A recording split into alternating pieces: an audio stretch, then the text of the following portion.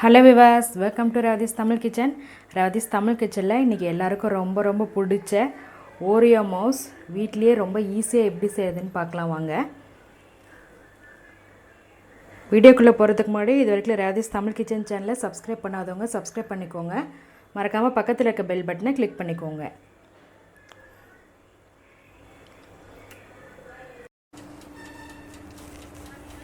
Oreo mouse செய்ய நான் இன்றைக்கி 30 ரூபா பாக்கெட் ஓரியோ பிஸ்கெட் ஒன்று எடுத்திருக்கேன்.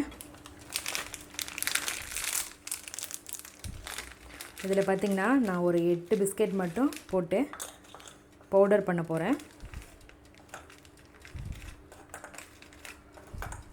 மிக்ஸி ஜாரில் சேர்த்து இதை பவுடராக அரைச்சி எடுத்துக்கோங்க. ரொம்ப நைஸாக வேணாம், ஓரளவுக்கு திரியாக இருந்தால் ஓகே.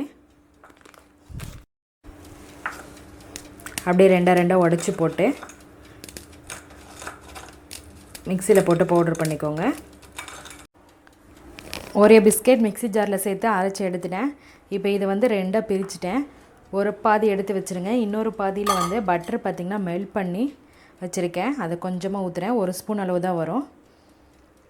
இது பார்த்திங்கன்னா அன்சால்ட்டட் பட்டரை சேர்த்துட்டு நல்லா மிக்ஸ் பண்ணி விடுங்க. பதம் பார்த்திங்கன்னா கையில் இறுக்கி பிடிச்சா விழாத அளவுக்கு இருக்கணும். ஈரப்பதம் அந்தளவுக்கு இருக்கணும்.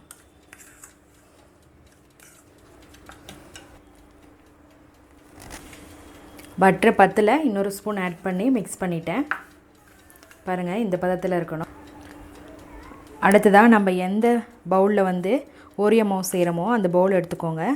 மிக்ஸ் பண்ணி வச்சுருக்க ஓரியோ பிஸ்கெட்டை சேர்த்துக்கோங்க.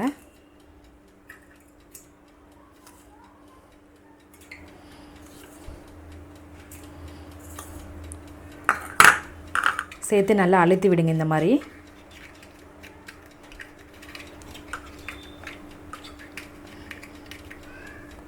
இது போல் இருக்கணும். 4 கப்லேயும் ஃபஸ்ட் லேயராக நான் ஓரியோ பிஸ்கெட் சேர்த்துட்டேன். அடுத்ததாக விப்பிங் க்ரீம் ரெடி பண்ணிக்கலாம். அடுத்ததாக 1 கப் விப்பிங் க்ரீம் எடுத்து விப் பண்ணிக்கலாம்.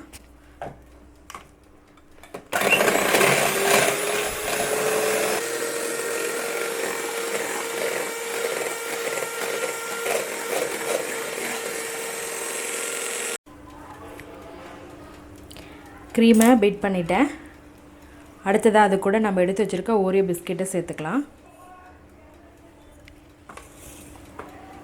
சேர்த்து நல்லா மிக்ஸ் பண்ணி விடுங்க. இதுக்கு மேலே பிளெண்ட் பண்ண வேணாம்.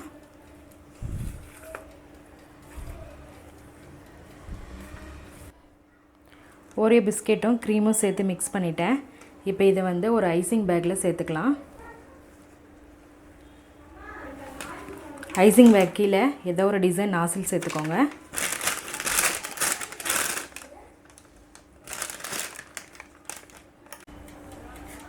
ஃபஸ்ட்டு லேயர் ஓரியோ பிஸ்கெட் சேர்த்துட்டோம்.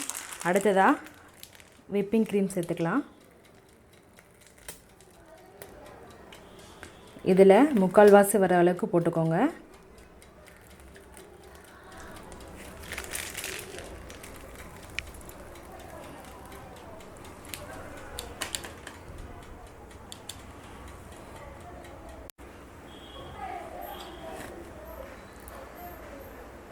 செகண்ட் லேயர் க்ரீம் சேர்த்து இந்த மாதிரி ஈவனாக பண்ணிக்கோங்க. அடுத்த லேயர் ரெடி பண்ணிக்கலாம். அடுத்த லேயர் ரெடி பண்ணுறதுக்கு முன்னாடி இதை ஃப்ரிட்ஜில் வச்சிடலாம்.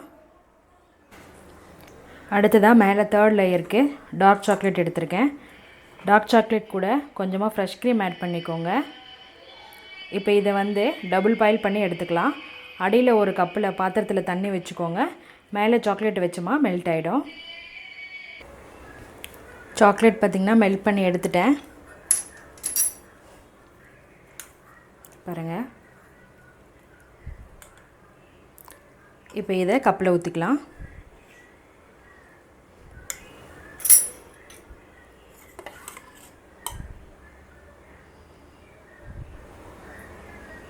ஸ்பூனில் வச்சு ஃபுல்லாக கவர் பண்ணிவிடுங்க.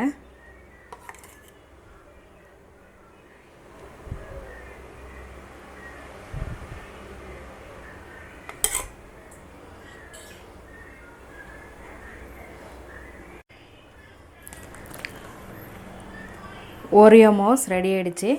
லாஸ்ட்டாக மேலே ஓரியோ பிஸ்கட் வச்சுக்கலாம்.